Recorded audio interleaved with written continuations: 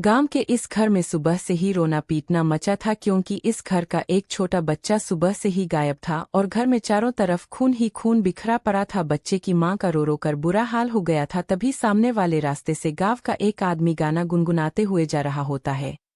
तभी अचानक उसकी नज़र एक अजीब सी दिखने वाली बुढ़िया पर जाती है, जो गांव के सुनसान रास्तों पर एक धारदार हंसिया लेकर घूम रही होती है। लेकिन जैसे ही उस आदमी की नज़र बुढ़िया पर पड़ती है, अचानक वह बुढ़िया उल्टे पांव भागते हुए रास्ते से गायब हो जाती। यह देखकर वह आदमी डर के मारे घबरा जाता है और जाकर गांव वालों को उस अजीब सी दिखने वाली बुढ़िया के बारे में बताता है। अब धीरे धीरे उस हंसिया वाली बुढ़िया की बात पूरे गांव में आग की तरह फैल जाती है। फिर गांव वाले उस अजीब सी दिखने वाली बुढ़िया को पकड़ने की योजना बनाकर उसे पकड़ने जा ही रहे होते हैं कि तभी वह हंसिया वाली बुढ़िया एक बार फिर गांव वालों के सामने आ जाती है। फिर देखते ही देखते उस बुढ़िया के बाल तेजी से लंबे होने लगते हैं और रहस्यमयी तरीके से हवा में तेजी से लहराने लगते हैं।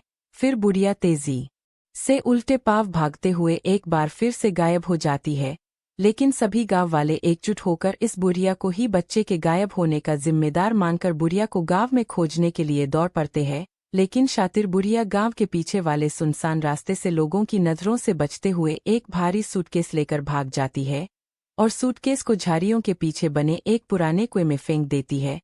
तभी गांव वाले बुढ़िया को खोजते हुए उसी पुराने कुएं के पास आ जाते हैं, लेकिन बुढ़िया कुएं में छलांग लगा देती है।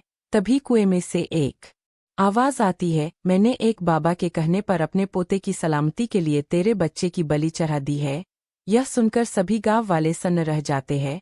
लेकिन बेचारी माँ अपने बच्चे के लिए जोर जोर से रोने लगती है। लेकिन फिर भी आपने बेचारे बच्चे के लिए लाइक और सब्सक्राइब नहीं